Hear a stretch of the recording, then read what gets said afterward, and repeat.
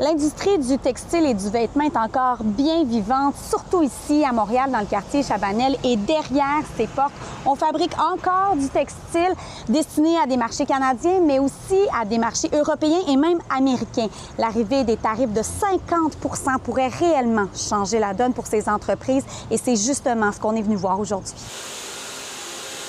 Fait que là, j'ai 4 machines qui rentrent ici dans deux semaines. Vous êtes une jeune entreprise, ça fait 1 an, Oui. puis là, tu as le vent dans les voiles. Il y a beaucoup de projets, c'est excitant. On a une nouvelle, tu sais, l'équipe croît, on a des nouveaux employés. Tu nous as accueillis ici et là, tu nous as montré un petit peu vos installations. Donc, vous avez une vision, vous développez Absolument. cette entreprise. Parmi ces visions, c'était de développer le marché américain. Ça a toujours été un marché de proximité pour nous. On a des clients, un réseau de fournisseurs, un réseau d'affaires. On arrive avec des choses vraiment intéressantes.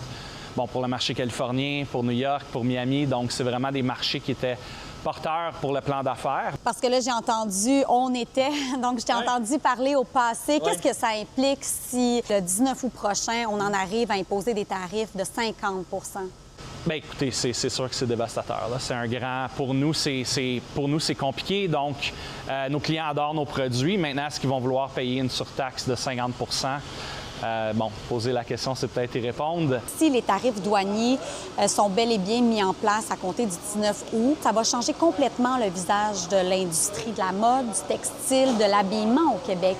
Explique-moi pourquoi. On parle ici d'un mouvement de délocalisation de la production. C'est donc dire que, comme on a vécu dans les années 90, quand Montréal était un plan manufacturier de vêtements, on a vu une délocalisation de la production vers le marché asiatique. Donc, notre savoir-faire de production a été impacté dans les années 90.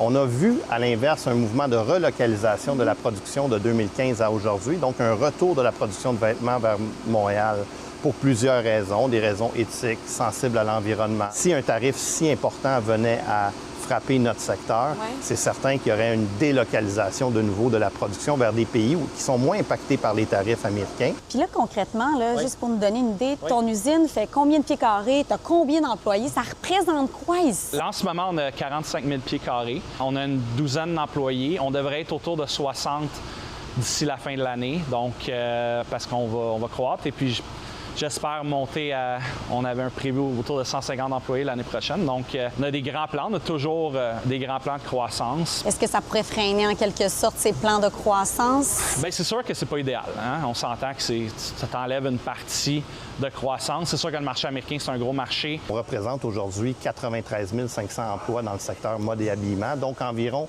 12 à 13 fabriquent des vêtements. On a un impact sur le PIB québécois de 10,9 milliards de dollars.